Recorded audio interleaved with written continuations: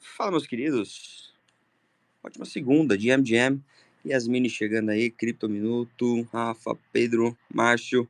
A gente tá deixando o Space aqui também, guys. Só quem puder retweetar. Você já colocou, Vitão? Coloquei aqui em cima. Ixi, aqui não tá. Acho que aqui tá meio. Ah, foi. Então tá aqui em cima. Quem puder retweetar ajuda bastante. Só avisando, guys, tá aproveitando, né? Essa é a última semaninha aqui do café. Depois a gente vai fazer aquela pausa de fim de ano. Aliás, a gente deve soltar o calendário pra vocês ainda hoje. Ficou faltando a gente fechar um dia aí. Por isso que a gente acabou não soltando ele no fim de semana. A gente vai fazer uma pausa rápida de 2 semanas, se não me engano. E volta para agora, né? Dia 22, sexta.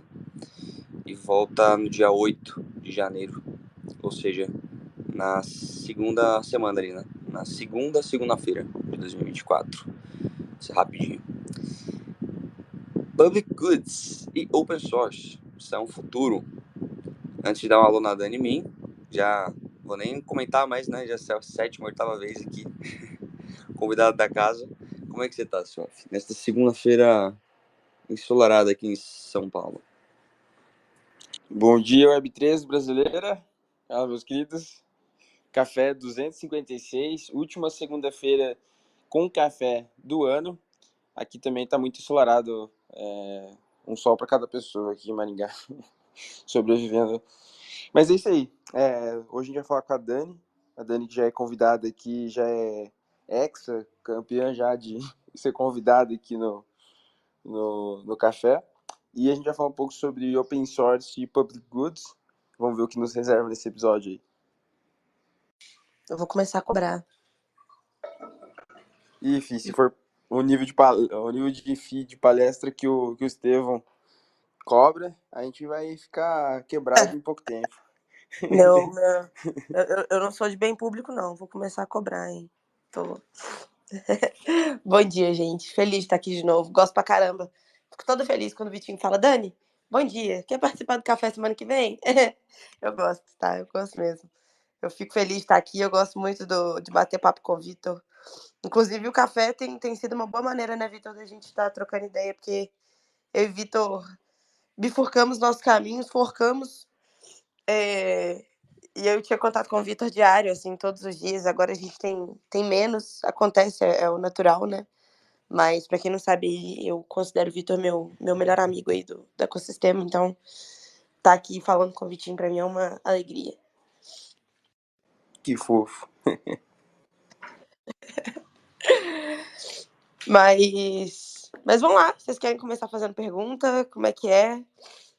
Eu quero começar fazendo a pergunta do que cargas d'água é public goods e o que é open source. Só para setar o tom aí.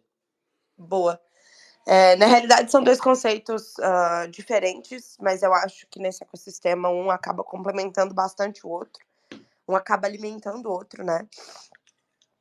Quando a gente fala de open source, a gente está falando de código aberto, é a tradução literal, né? Então, uma coisa muito boa quando a gente fala de Web3 é ver se o código é aberto, né? Porque quando o código é aberto, ele pode ser auditado por todos. Né? Então, eu, por exemplo, eu não gosto tanto quando eu vejo algum produto, algum protocolo na Web3, ele não é de cunho open source, né? O que você está escondendo aí, né? Se tudo aqui é construído com base em outros produtos, né? A gente vê aí vários protocolos construídos em cima da Uniswap V2, diversos outros que funcionam, né? Por exemplo, tem DAOs, né, barra protocolos que funcionam em cima da Curve. Então, por que não ser código aberto nesse ecossistema em que a gente está falando de transparência, em que a gente está falando de tecnologia blockchain? Então, quando a gente fala de código aberto, é esse, né? Mas o princípio do código aberto, o conceito principal, é todo mundo conseguir auditar, né? Os devs todos conseguirem ler. E no caso que eu vou trazer aqui, que eu vou trazer um use case, a gente está falando não só de auditar esse código, mas também de colaborar. E é o que torna isso um bem público. E o que é bem público, né? No conceito da economia, é ser não excludente e não rival. É ser um bem que você basicamente não consegue vender. Vamos falar dessa forma.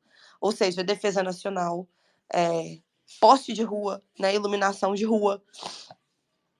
Uma coisa que eu acho que deveria ser bem público, mas em alguns lugares em outros não, né? Saúde, né? Sistema de saúde. Então, isso caracteriza um bem público, né? Ele ser não excludente, né? Ele abarcar todo mundo, literalmente todas as pessoas, todos os seres, né? Sei lá, iluminação pública também auxilia os animais de rua. E não rival. E você não conseguir vender, né? Ninguém pode chegar na iluminação pública e falar, eu vou começar a vender isso agora. A gente sabe que a gente paga imposto, mas querendo ou não, no fundo, isso é um bem de todos. Isso é um bem público. E eu tenho visto, desde o Ethereum Argentina, até um pouco antes, o conceito de bens públicos está crescendo. Né? E por que eu acho isso muito interessante nesse ecossistema? Porque eu acho que ele começa a se aproximar mais da ideia inclusive o Vitinho foi, das cidades, né, dos estados independentes, dos network states, começa a aproximar muito do que a Gitcoin tem como conceito, como meta, né, que é esse valor de comunidade, de ter um bem para todos. Então, eu acho que o Public Goods ele é muito bem ali o caminho entre a tecnologia que a gente precisa, mas também essa questão filosófica de comunidade que a Web3 traz, sabe? De ter uma coisa que vai ser ali non-profit, que todo mundo vai poder usar, que todo mundo vai poder se beneficiar daquilo. Então, basicamente, é isso que eu enxergo como os bens públicos, né? E aí, casando os dois, a gente tem um bem de todos, né? E que vai ser auditado por todos, porque não faz sentido ser um bem de todos, mas onde as pessoas não conseguem colaborar, né? Onde os devs não conseguem entrar para auditar, porque não faz sentido você ter um bem público, beleza, um protocolo enorme que todo mundo vai se beneficiar dele, é um bem público, sei lá, mexe com social, mas e aí? O código é fechado e ninguém consegue auditar e ninguém consegue colaborar, né? É um bem público, mas espera aí, por que eu não posso entrar, ver esse código ou sugerir de melhorar esse código? Ou adicionar uma feature que vai melhorar para outro grupo, né? Que vai beneficiar a plataforma, que vai beneficiar a galera num todo. Então, basicamente, é isso, assim. Deixa eu fazer uma pergunta aqui, ô Dani. E eu vou colocar lenha na fogueira, tá? Eu percebi que o Aki vai estar aqui, é um tipo de pergunta que Então, o acho que eu Aquila te faria. perdi. E A Dani eu tô perdeu? ouvindo, Tá, eu não deixa tô eu sair e ouvindo voltar o rapidinho. Cioff. Ô Dani, fala que É eu vou sempre o voltar e sair Cioff. rapidinho. O Cioff pediu pra te ajudar, eu tô de correio, que ele vai sair e voltar rapidinho. Boa. Não, isso aí já é de lei, já. Praticamente todo dia, Dani, isso aí. Não, tá osso. Peraí que acho que ele reentrou. Eu não tava ouvindo o que ele tava falando. Não sabia se ele tava falando também ou não ainda. Me ouvem ou não? Ouço. Beleza. Eu já falei pro Rod que tem que pagar essa internet, cara. É bizarro. Mas vamos lá. A pergunta é um pouco, vamos dizer assim, criticando o modelo de open source e public goods no geral, né? Na verdade, o engraçado é que são coisas diferentes, tanto open source quanto public goods, mas muitas vezes sofrem do mesmo problema, né? Dos mesmos problemas, ou gargalos, enfim, então. Que é, por exemplo, os incentivos, né? É uma coisa que a gente conversa bastante, inclusive, no RC55, que é um grupo de devs, né? Que preza pelo open source. E querendo ou não, o RC55 é um public goods. A gente não cobra nada de ninguém em nenhum momento. A gente quer só se reunir para conversar sobre assunto técnico. Embora eu não seja do assunto técnico, eu me amarro em estar junto com pessoas que estão conversando sobre. Então eu fico ali de prestando atenção e ajudando a organizar a parada. E assim, o grande problema de tantos projetos public goods quanto open source é justamente a tragédia dos comuns, né? Que ela é um fenômeno que acontece muito quando tem esse tipo de ambiente, em que existem bens públicos, ou existe um bem que é comum entre as pessoas. Por exemplo, pega sei lá, uma escola pública. Por que a escola pública, geralmente, ela é mais sucateada, ou saúde pública, no geral, um hospital que é 100% público, ele é mais sucateado do que o privado, geralmente, né? Por quê?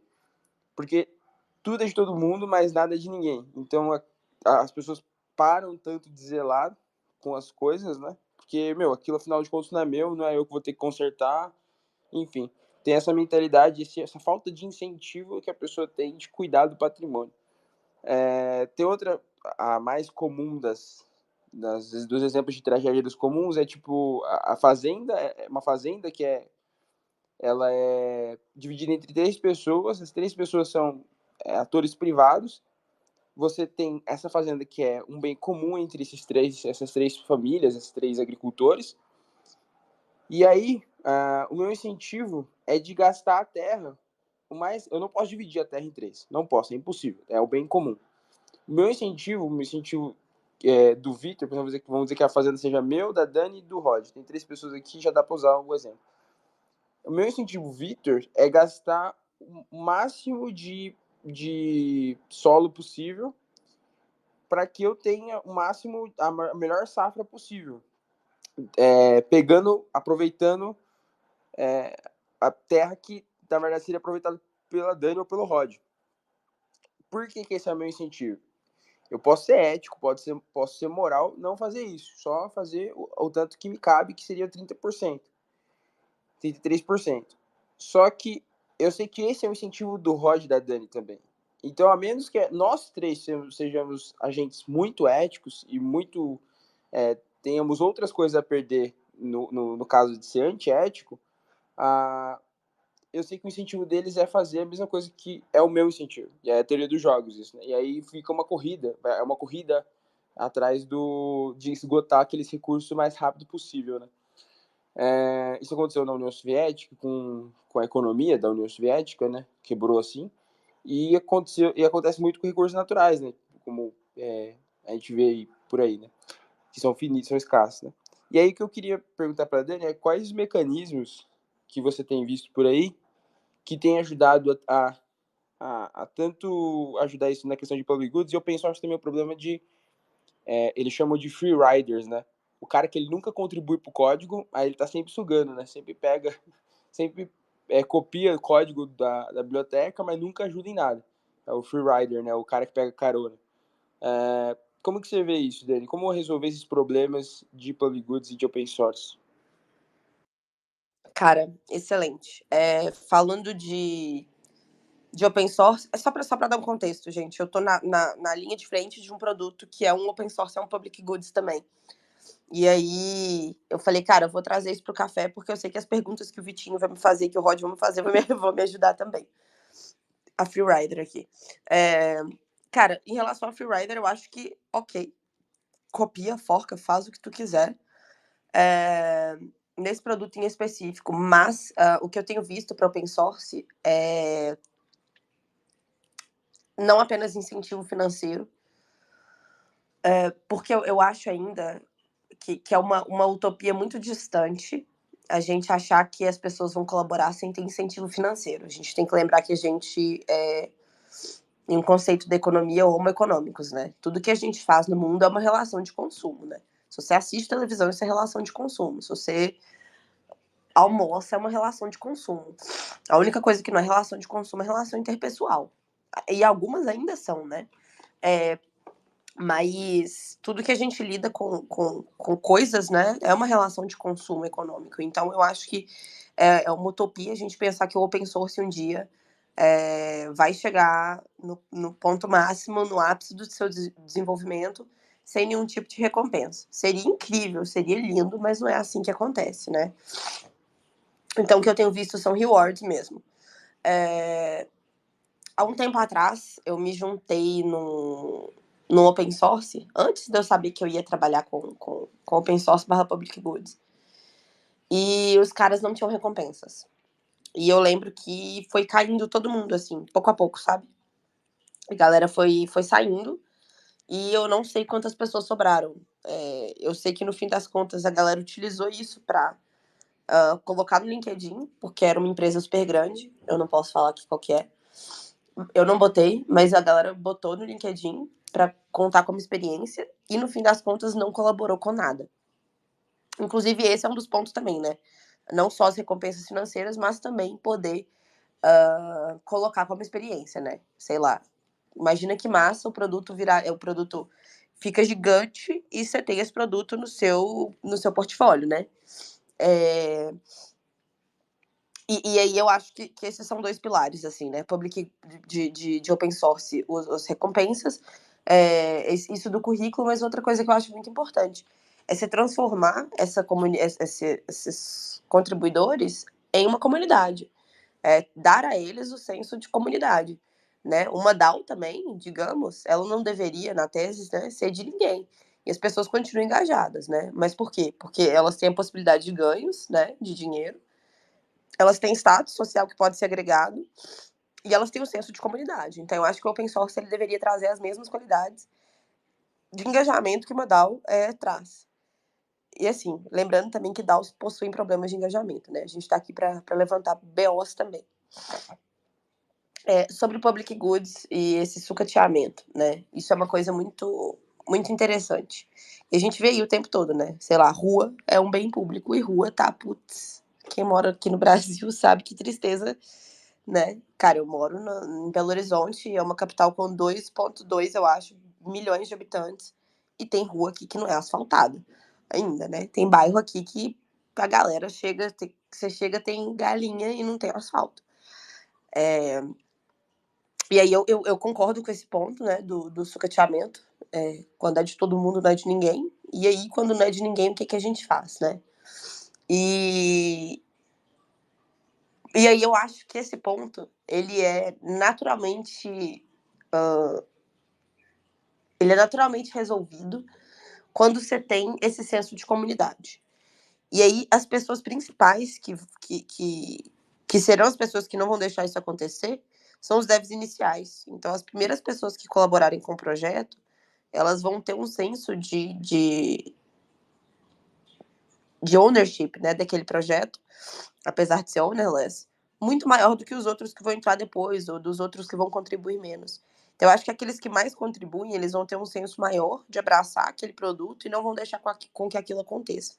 É um movimento natural que eu vejo com public goods, sabe? As pessoas, os early adopters, eles não deixam o produto sucatear.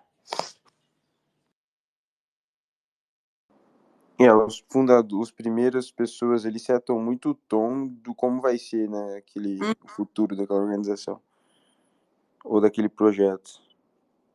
Muito bom. Você tem alguns exemplos que você gostaria de dar, Dani, de public goods ou open source ou a combinação entre os dois, que deu muito certo e que a gente pode tentar se espelhar? Cara, tem essa que eu participei, mas, cara, eles tinham um NDA, assim, apesar. Foi até uma coisa bem estranha, assim. Eu fiquei, tá, beleza, por que eu não posso falar que eu trabalhei aqui?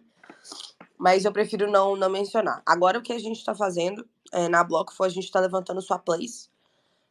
E tá dando bem certo. Foi uma coisa muito maluca, assim.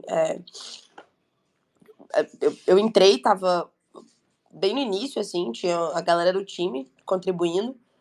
E hoje, se você olha nas estatísticas do GitHub, eu nem sei quanto tá agora, mas já tem uma porrada de dev construindo. Inclusive, chegou gente para mim que não é dev, mas como sabe que é public goods e já deu algum tipo de feedback de design, já auxiliou de outras formas. Então tá dando certo, sim. E tá acompanhando isso do lado de dentro é muito interessante. Muito interessante mesmo. Agora, outro caso, que é public goods, tem o código aberto, né? Não colaborativo de fato, mas é a Nouns, né? A Nouns ela é um bem público, né? CC0, todo mundo usa, enfim, tá lá, tudo que faz é de todo mundo. Então, e eu acho que é um case que deu muito certo. Deu muito errado, às vezes, no processo de governança. Não sei. Eu acho que o fork ele foi ruim até um certo momento, mas depois ele consertou as coisas, sabe? O fork ele foi um susto, mas ok, sabe? Era o destino que tinha que se tomar. Então, é uma DAO, mas se você olhar para Nouns, o fundamento é exatamente esse, né? E o código é aberto porque todo mundo pode forcar ali, criar uma subDAO, criar um fork, né, da Naus. A gente tem Inars, a gente tem Naus Brasil, ou Little Naus, né? E eu gosto bastante. Eu gosto muito.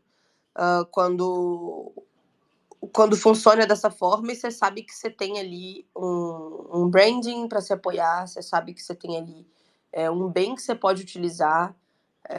No caso da Naus, o bem o bem público é o branding, né? Então eu acho que é um case tanto. E aí a ideia é essa, né? A minha ideia, olhando para o sua place, que eu tô do lado de dentro agora, é transformar numa comunidade. Até que no futuro, algum dia, vire uma DAO, por exemplo. Boa. Deixa eu mandar uma aqui pra Dani e Vitão. Só chamar a galera pra subir também, né? Fazer aquele CTA. Quem tiver podendo falar, guys, fazer pergunta, compartilhar alguma ideia, levanta o dedinho que a gente puxa. Estamos aguardando, até porque tem gota daqui a pouco. Finzinho. Deixa eu perguntar pra Dani aqui. Queria perguntar um pouquinho mais sobre DAO, organização de pessoas, organização social, nesse sentido mais centralizado, né? Eu, sendo sincero, interagi pouco com DAOs até hoje, assim. Então, acho que o Dani com certeza vai conseguir falar muito melhor do que eu. Posso até estar com uma visão um pouco errada, só que justamente muito forte a comunidade Web3, que faz total sentido. Só que ao mesmo tempo, eu me questiono. Um pouco da opinião que eu tenho hoje é que, assim como tudo na vida é relativo, né? Então depende do projeto que você estiver falando, depende do objetivo. Talvez vai encaixar melhor com DAO, talvez vai encaixar melhor com algo mais centralizado. Só que vamos desconsiderar isso, né? Vamos desconsiderar que o futuro é tudo descentralizado, o futuro é tudo DAO. Vamos pensar por esse lado. Queria saber a opinião da Dani, porque eu acho que em algum ponto a ideia se torna um pouco utópica, porque a ideia é todo mundo contribuir, a ideia é ser algo, como a gente está falando aqui, descentralizado, open source, tudo de todo mundo, mas nada de ninguém também. Então, o ponto que eu quero chegar é o seguinte, se a gente até observa DAOs, as que eu conheço, por exemplo, a gente tenta diminuir um pouco a questão hierárquica, fazendo com que as oportunidades sejam para todo mundo, de acordo com a sua contribuição. Mas é natural do ser humano começar a construir as próprias hierarquias. Então é natural você começar a ver numa DAO um grupinho de 2 ou 3 pessoas, 4, 5, que vão se unir, vão fazer 10 vezes mais acima da média do que todo mundo está fazendo, seja em contribuição, seja em ideias e etc. E naturalmente esse grupo vai sendo cada vez mais bem visto dentro da DAO e acaba ganhando força de voz, força de voto, força hierárquica e poder, literalmente poder ali dentro, poder de decisão. O que acaba no fim do dia voltando a um sistema mais hierárquico, onde tem as pessoas que estão ali por estar e tem as pessoas que naturalmente estão ali porque estão dando sangue, vamos dizer assim, né? E às vezes tem mais conhecimento também para tomar decisão sobre uma área que as outras não têm, e você vai criando a hierarquia que, se a gente vai numa empresa hoje, tem a hierarquia do trainee, do estagiário, até o head. E aí eu queria saber um pouco da visão da Dani sobre isso, porque o pouco do que eu enxergo, e como tudo é relativo, vão ter casos e casos, projetos que realmente são para bem público e fazem sentido, mas, por exemplo, numa estrutura de empresa, com viés lucrativo, por exemplo, como é o normal, eu tenho muita dificuldade de enxergar o funcionando. Eu acredito, pelo menos até hoje, que o melhor sistema continua sendo mais centralizado, só que com a mentalidade de como eu posso gerar e retribuir cada vez mais para as pessoas que estão ali comigo. E não necessariamente ter tudo é de todo mundo e mais nada é de ninguém, entendeu? Então, eu não sei, essa é um pouco da minha opinião, mas queria ouvir da Dani que ela acha também ser relativo e etc. Nossa, tenho muito a dizer. Tenho tanto para lhe falar, mas com palavras não sei dizer. Vamos lá. Eu tenho vários pontos aqui. O primeiro é que eu acho que hierarquia e descentralização não são termos que se anulam. Isso é uma teoria econômica chamada teoria das firmas, em 1938, 38, eu acho. Um economista britânico chamado Ronald Coase, ele pegou aquele modelo antigo, fordista, velho, que era... Pra quem já viu ali o filme do Charlie Chaplin na máquina, era aquilo ali, né? Era o patrão e o resto na máquina. O patrão e o resto na máquina. Isso é um poder centralizado, né? Isso é centralização. Você tem só uma figura de autoridade e todas as decisões são tomadas por aquela pessoa. Quando a gente fala de teoria das firmas de Coase, a gente está falando de distribuição de tomada de decisão. Isso é descentralização. No conceito do dicionário, né? Descentralização é a distribuição de tomada de decisões. E aí, quando entra a teoria das firmas, já entra essa teoria e esse modelo de empresa que a gente conhece hoje. O que pra gente é usual e habitual, mas nem sempre foi assim, né? A pessoa do financeiro decide as coisas do financeiro, a pessoa do marketing decide as coisas do marketing, o cara do código, o CTO, decide as coisas do código. Isso é descentralização, isso é distribuição de poder. E eu acho que isso eu ainda considero a hierarquia importante, mas eu também considero a distribuição de decisões importantes. E aí, qual que é o problema das empresas e que a gente não quer transferir para a DAO? É o cara lá em cima que toma todas as outras decisões. Então, o que eu enxergo que seria interessante para as DAOs? A distribuição de poder, ainda com hierarquias, mas sem um cara só para bater o martelo. Então, se a decisão do financeiro é essa, executa. Se a decisão do marketing é essa, executa. Né? Porque na empresa hoje a gente pega todas essas decisões e transfere para um cara só lá em cima que dá o sim ou não. Porque o que acontece dentro das hierarquias? As hierarquias, elas também abordam competência, né? Eu não posso falar de descentralização desse universo utópico e achar que uma pessoa vai entrar na Naus amanhã sem nunca ter estudado e tomar muitas decisões, né? E aí ela pode, cara, acabar com o tesouro da DAO se ela tiver muito poder financeiro. E aí entra o problema da plutocracia. Então, nesse ponto eu concordo com você, de hierarquias serem importantes, mas eu não acho que as hierarquias sejam um fator que anula a descentralização. Então, eu acho que a descentralização, elas conseguem andar lado a lado um pouquinho com a hierarquia, sim. Mas aí a gente enfrenta vários problemas, né? Outros 1000 problemas, como, por exemplo, plutocracia, que é referente a um modelo de governança de um token, um voto. E aí tem outros tipos de modelos de governança, né? Como votação quadrática, que tenta sanar isso, mas ao passo em que ela sana isso, ela reduz o engajamento, né? Porque as pessoas com maior poder, com maior dinheiro, não vão querer entrar na DAO. Então ela reduz, inclusive, o potencial daquele tesouro. Então a gente enfrenta vários problemas com modelos de governança e com a forma como essa DAO vai ser levada. E eu acho que isso é natural, né? Processos de governança estão aí no mundo desde que o mundo é mundo e nenhum é perfeito, né? A gente sempre vai estar falando de trilemas e mais trilemas e a gente sempre vai estar falando de... Peraí, gente, meus gatos estão destruindo minha casa. Eu sempre pauso alguma reunião, algum space pra falar disso, porque eu sempre escuto uns barulhos assim... Ok, tudo sob controle. A gente sempre tá aí tentando sanar algum problema, né? Então, a gente tinha monarquia. Qual que era o problema da monarquia? Era um. Aí o modelo de república tem outros problemas também. E aí entram outros modelos econômicos, né? Vitinho estava falando aí de União Soviética, aí entra o capitalismo. Então a gente passa por processos econômicos e de governança que nunca serão perfeitos. E a gente enfrenta mesmo aqui, né? A gente está na busca de um modelo de governança que seja 100% perfeito, a gente não vai encontrar. A gente vai encontrar o modelo de governança que se adequa melhor a cada DAO.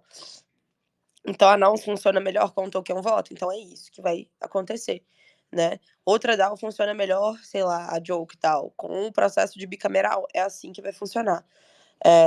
E é por isso que eu acho que não existe tool, infra, enfim, tecnologia perfeita para as DAOs. Esse produto vai revolucionar o universo das DAOs. Não vai. Ele vai resolver 2, 3 DAOs, né? Porque quando a gente fala de DAO, a gente está falando do CERN, que é modelo de governança. Ele pode, por exemplo, um grande exemplo disso, protocolos de bribes. Resolve o universo das DAOs. Não resolve. Ele resolve 2, 3 DAOs no máximo em que surgiram bribes. Então, eu tenho essas opiniões assim. Mas eu acho que no final das contas é isso. Eu acho que hierarquia funciona, ela não anula a descentralização. Ela ainda consegue, mesmo na hierarquia, ter uma distribuição centralizada do poder. E é isso, não existe modelo de governança perfeito. A gente sempre vai ter um buraco em alguma coisa. É achar um modelo de governança que destrói menos, que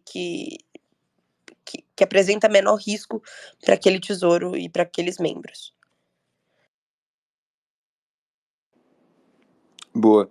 Tem uma pergunta para fazer sobre modelos de... Indo um pouco mais para lá do que a Dani falou sobre as DAOs e tal, né? De hierarquias. Tem essa questão de guildas, né? Core teams e tal, que são uma forma de descentralizar e ao mesmo tempo manter um certo, vamos dizer, controle, né? De qualidade das coisas que serão feitas ali e tal.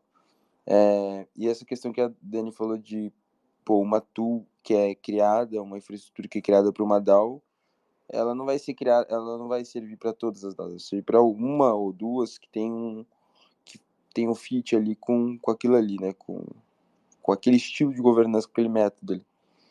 E é uma coisa que eu queria perguntar, como que você acha que isso vai respingar no mundo real, vamos dizer assim. Não diria que o mundo real, que cripto não é o mundo real, mas a gente está dentro da nossa própria bolha, né? Por exemplo, esses dias eu falei, né, que se a OpenAI, por exemplo, fosse uma DAO, não falo que seria uma treta tão pequena como foi, tipo, não seria menos, mas acho que seria mais interessante ver um mecanismo novo aplicado, não um mecanismo de, chairman, board, não sei das quantas e tal. Embora a OpenAI ela tenha uma estrutura um pouco diferente, que tem uma non-profit e a profit ela tá embaixo e não sei das quantas e tal. Ainda assim é um modelo muito tradicional para uma empresa muito... um conceito muito revolucionário, na OpenAI, e que nasceu do open source, querendo ou não. E aí eu fico pensando, poxa, seria muito interessante se tivesse um conceito de DAO ou coisa do gênero dentro da OpenAI, porque muitos problemas, muitas crises de identidade que a OpenAI sofre hoje em dia, até do próprio board e tal, vem de não entender o que é a OpenAI, se é uma fundação ou se é uma startup. E muda isso. Muda o jeito com que você encara a tecnologia, com que você encara o processo de decisão. Pega, por exemplo, a Ethereum Foundation, um bom exemplo. Ethereum Foundation é um bom exemplo, né? De como eles tomam uma decisão, como eles são public goods, como eles mantêm ali o show indo, sem ser uma startup. E no outro lado, você tem empresas como a Consensus, por exemplo, que faz com que o ecossistema da Ethereum mova rápido de forma como se fosse uma startup. Então você tem essa dualidade, né?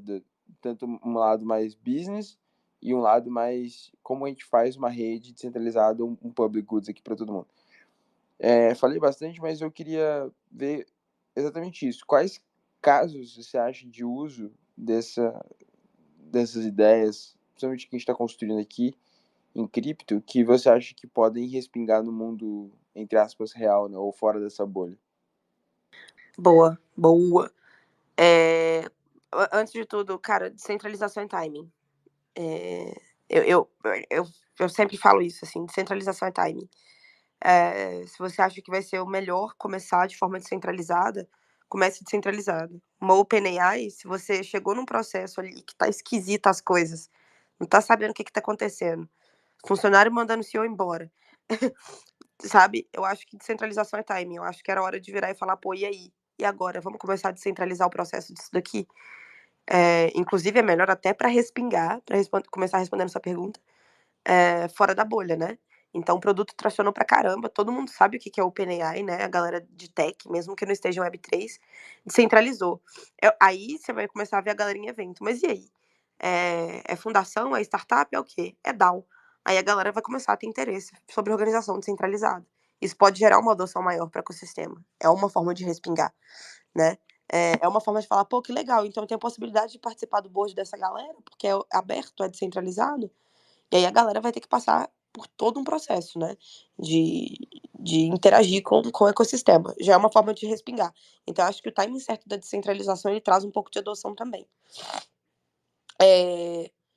Agora, não, que começou descentralizado, eu nem sei lá se é descentralizado assim, né, pra quem não sabe, os founders têm como vetar votos. O que eu acho bom e eu acho ruim ao mesmo tempo, né? É centralizado por uma parte, mas isso evita ataque ao tesouro, né? Mas eu acho que a Nouns, ela começou com a proposta de DAO, e eu acho que ela respinga muito bem, né, no mundo real. Se você fala de Nouns Esports aí, que você tá falando da galera dos games, cara, eu fui na farmácia que meu pai trabalha, que é uma farmácia de bairro, minúscula. O cara viu minha tatuagem e falou: Olha, é a Nouns. Aí eu falei: Putz, não é possível. Eu tô no meio de BH, num bairro da Zona Leste, numa farmácia minúscula, e um cara reconheceu minha tatuagem. E aí eu quis saber, né? E aí, mas como é que você conhece? Ah, Nouns Esports, é a galera que joga. Então eu acho que a Nouns faz muito bem a descentralização, esses processos descentralizados respingarem fora da bolha. E aí a gente tá falando unicamente de branding, né? Mas uma coisa que eu não sei ainda como responder, e eu até se você tiver uma opinião sobre, como que DAOs de DeFi respingam fora da bolha? É fazendo parceria com banco? É fazendo lending para empresa? Como é que isso vai, como é que uma Uniswap, como é que uma MakerDAO respinga fora da bolha, né? Porque é muito fácil branding respingar, né? A gente coloca cartaz em todo canto, a gente bota logo em todos os lugares do universo, faz 200 mil festas, todo mundo conhece Naus, todo mundo sabe um pouquinho de organização descentralizada por conta da Naus, né? Eu vejo isso acontecer muito bem. Mas como é que a gente faz fora da bolha o DeFi, né? Que tem uma DAO por trás.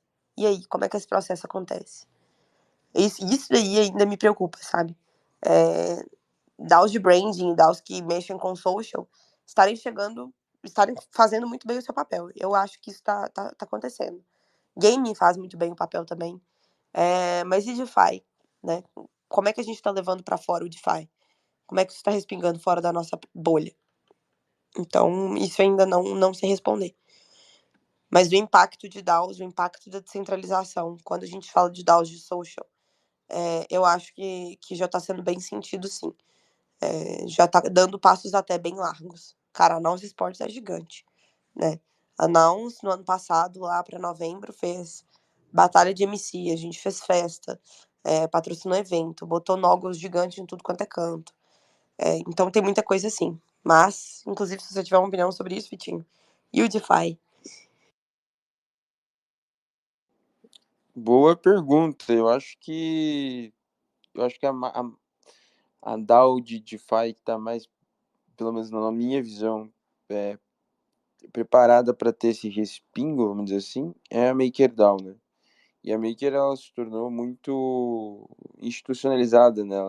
Hoje em dia ela é bem quando você entra ali, você entende que é uma DAO, beleza, mas ela é bem corporativa, eu diria, né? Já tem uma estrutura bem mais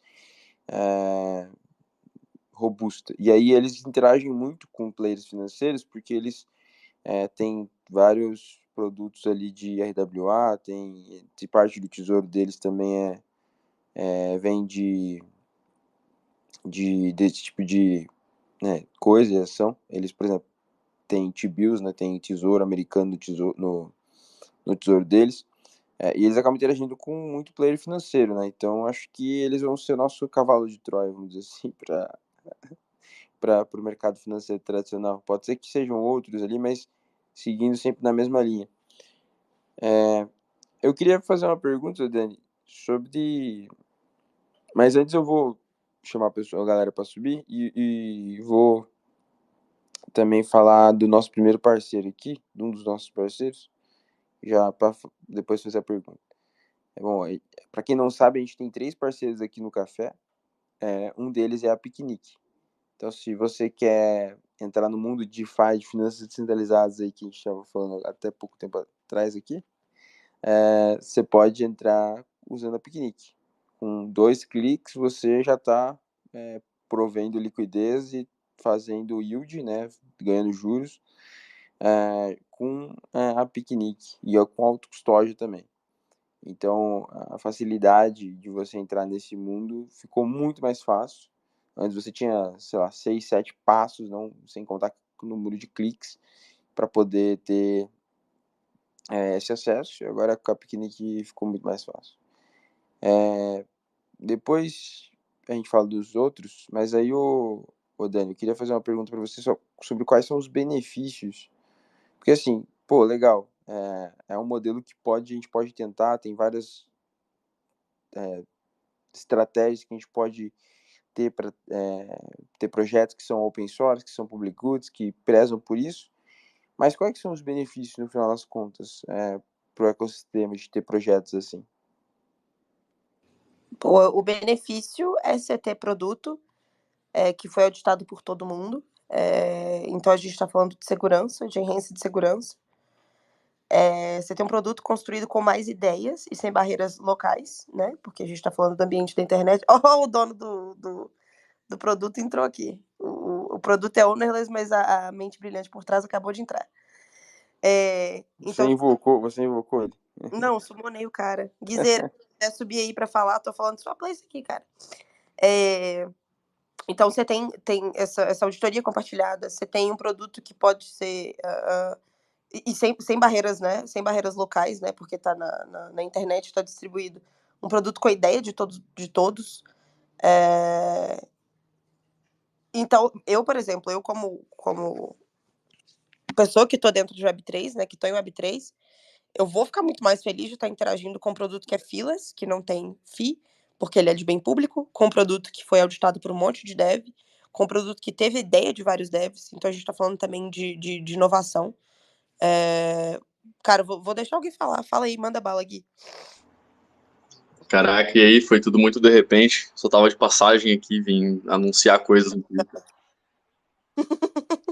Tô falando de open source e public goods, meu cara. Eu ouvi, cara, eu já tive um insight ali com o que você falou, que uma coisa que a gente vê bastante é as pessoas ganharem 1 ou 2 grants e já sair fazendo um produto que é totalmente centralizado, cobrando taxa, o sistema de aprovações ele fica por parte do back-end, então você não sabe de verdade o que está sendo proposto na hora que você aprova o seu ativo.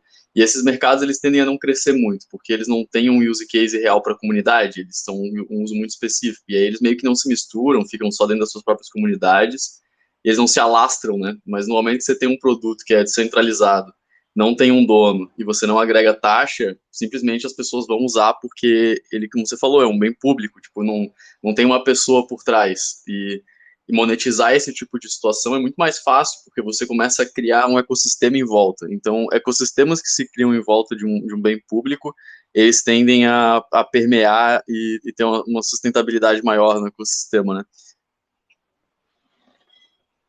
Cara, boa, boa. A gente estava discutindo antes, Gui, inclusive eu até queria um insight seu. O Vitinho levantou a questão do se é de todo mundo, não é de ninguém, né? Como que a gente, igual a gente quando a gente fala de bem público, né? Rua, estrada, como que a gente leva a não sucateamento de alguma coisa quando a gente tem esse tipo de bem público na Web3?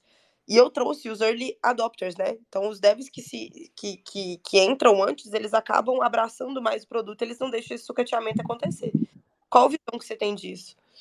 Não acontece, né? Todo o tracking do projeto fica aberto. Tem muita gente que forca o repositório desde o começo, então o histórico está presente no GitHub, no computador de múltiplas pessoas. E eventualmente, se alguém tentar sair da linha e vamos lançar uma V2, e aí a V2 começa a ir para um caminho errado, aí faz um hard fork, aí forca num projeto novo, a galera vai seguir o agregado de desenvolvedores e de early adopters que tipo tiver mais controle da situação, né? Quem tiver quem for mais influenciador vai acabar dominando, mas o influencer sem o dev para fazer o ecossistema não é a mesma coisa. Então, o famoso exemplo do André Conde, né? Tipo, tem gente que é o desenvolvedor da coisa, tem gente que é o influenciador, mas quando você junta o A com B ali, você tem o produto de sucesso. Então, não sucateia, porque se alguma coisa precisar de um update ou alguém precisar de uma melhoria, as pessoas vão se unir para fazer essa melhoria, porque elas já estão orientadas na mesma estrada, na mesma direção, elas querem a mesma coisa. Então, você... Bom, é um efeito sinérgico, né?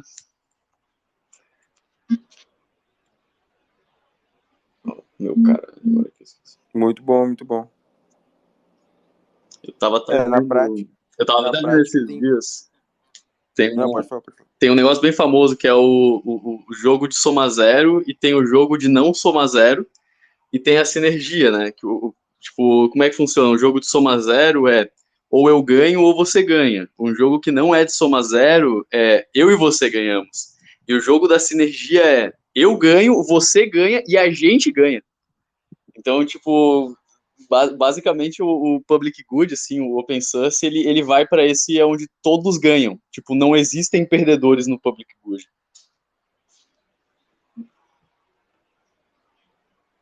Era isso.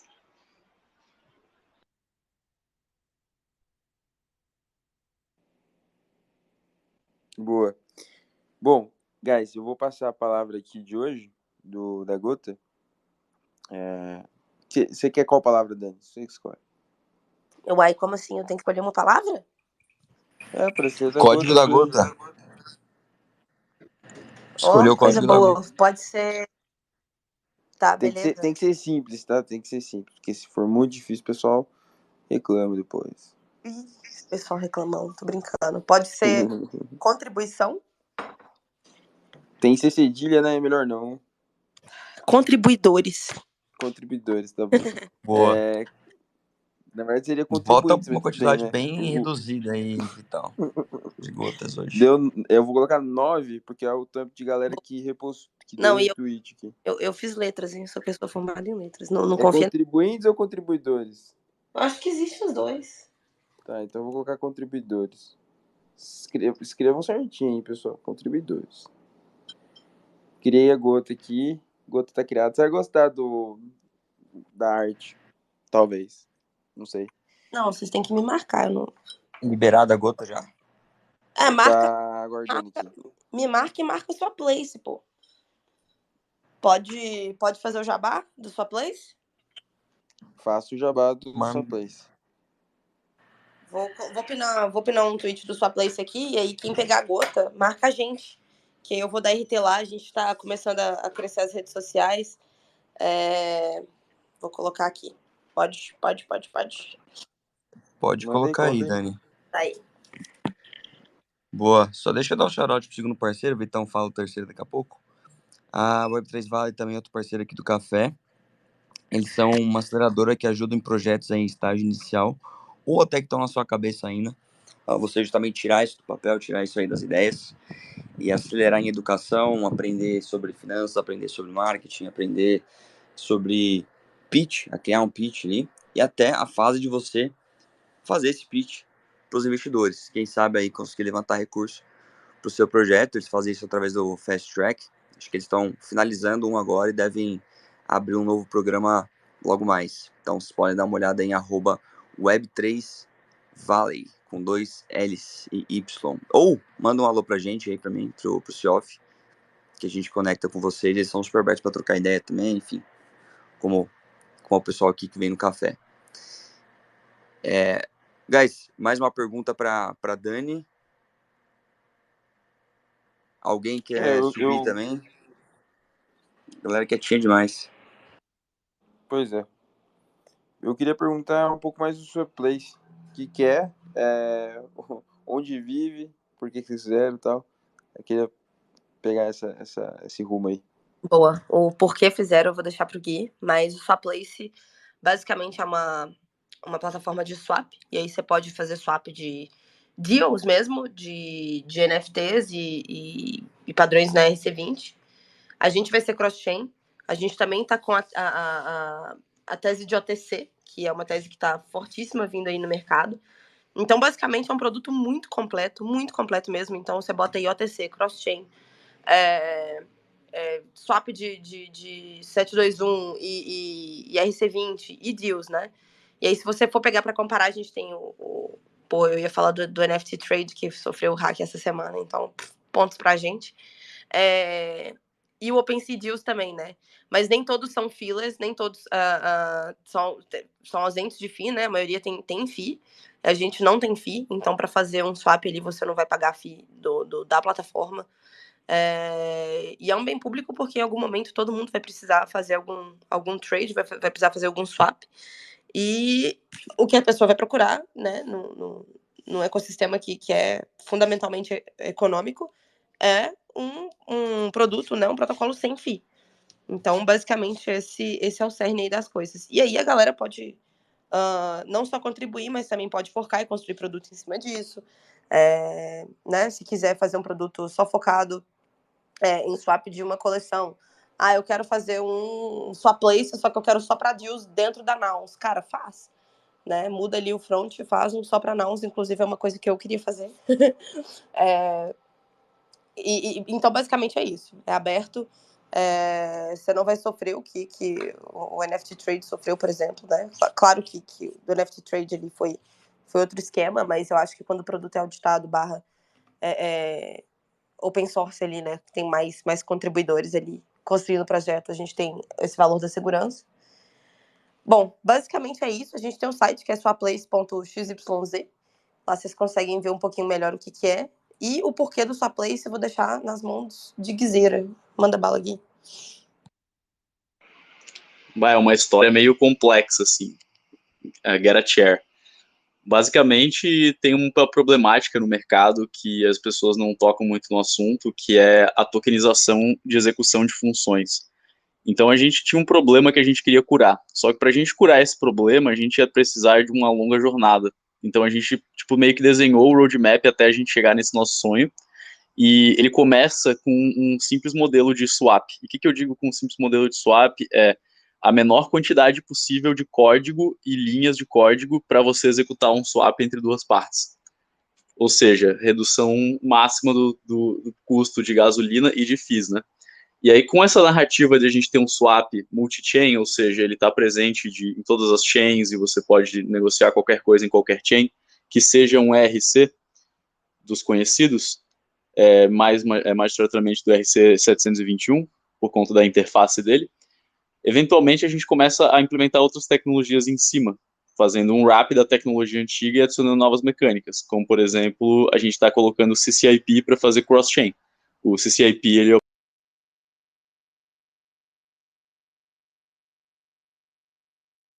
Deu ruim aí também? Eu perdi aqui também. Perdemos. Bom, já ia falar que foi só eu de novo. Bom, basicamente Aí voltou. Basicamente, a gente está integrando o CCIP com a sua place. Isso quer dizer que a gente não tem back-end, o sua place ele não usa back-end, então a gente não tem basicamente nenhum risco de nada. Como a Dani falou, a comunidade está cuidando da segurança, mas o que a gente quer fazer de meta mesmo é, primeiro, criar esse caminho, onde a gente pode negociar qualquer NFT em qualquer rede. E quando a gente diz NFT, quantidades de moedas, como por exemplo 10 Ethers, 15 Ethers, isso também pode ser um NFT. A gente pode envelopar isso num NFT e negociar isso como NFT. Então, basicamente, o que a gente está fazendo com o CCIP é quebrando a lógica de multi-chain e permitindo também o cross-chain. Então, você consegue, por exemplo, trocar o ativo A na rede A pelo ativo B na rede B. Ou você pode também pegar o seu ativo na rede A, locar ele no contrato do CCIP e você consegue mintar ele na rede B. E você consegue fazer cross-liquidity. Então, o Swapplace está indo nesse caminho onde a gente tem multi-chain, cross-chain, cross-liquidity, e aí a gente vai entrar com o último produto em cima, que provavelmente é o produto que a gente vai lançar como a Blockful e a gente vai monetizar em cima, que é o que a gente chama de Ownership Wrapper. Então, o Ownership Wrapper, ele é uma coisa bem...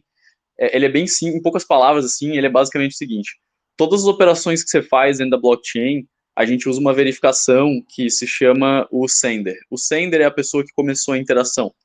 Em maioria dos casos descentralizados, o sender é você mesmo, é você que interagiu. Quando a gente trata de um ambiente mais centralizado, geralmente é um back-end que vai estar, uma carteira centralizada de um back-end que vai estar cuidando das operações. E tudo que você vai fazer com a sua carteira é assinar. Aí entra o perigo, porque se você tem um back-end que constantemente pede as suas assinaturas e depois ele opera para você, bom, a qualquer momento ali ele pode usar a sua assinatura para simplesmente roubar todos os ativos que você tem. Você não vai saber. Ele pode guardar essa assinatura e ele pode passar 5 anos sem usar aquela assinatura. Isso no dia certo, quando você tiver convertido tudo para a moeda que ele quer, ele pode te roubar. Então, tem algumas impurezas, né, do sistema centralizado e a gente não quis ir para esse lado. Então, o Ownership Wrapper, ele faz uma coisa muito legal. Ele meio que pega qualquer coisa e transforma num NFT. Sendo assim, você pode negociar o que você quiser na blockchain. Então, imagina que você tem um dono de protocolo. Por exemplo, o Uniswap, se você vai lá no Uniswap, tem um dono da Uniswap, tem uma função de transferência de ownership. Quem é o dono dessa carteira? Provavelmente uma multisig. Mas agora, já pensou se a galera do Uniswap quer vender o protocolo? Quanto que vale a venda do protocolo do Uniswap? Com todos os dinheiros que já tem lá dentro. Tipo, como é que esse cara vende essa função?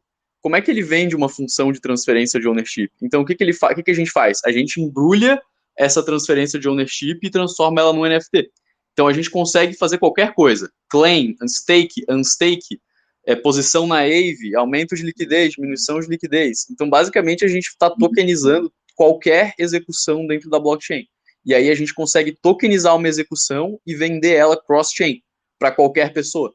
Então você pode, basicamente a gente quer abrir as porteiras de qualquer tipo de caminho dentro da blockchain, somando todas essas tecnologias. Aí a gente desenhou um roadmap e a gente começou step by step como fazer um public good muito foda. E a gente está seguindo esse roteiro. E o Swapplace é o primeiro estágio, né, para a gente agregar comunidade, marketing, conhecimento, fazer chilar o projeto. E no final, a gente tem essa ideia meio ambiciosa, mas quando a gente demonstra para as pessoas o roadmap, as pessoas estão vendo o potencial, porque elas entendem que a gente está construindo do jeito que a coisa deve ser. Se você seguir esse cookbook, você vai ter sucesso, que é o cookbook do Public Good. Boa. Muito bom. Acho que vale até um episódio só pra isso aí em janeiro. Dá pra falar bastante coisa. Está até um pouco corrido no horário aqui. Vital, você quer falar o último, parceiro?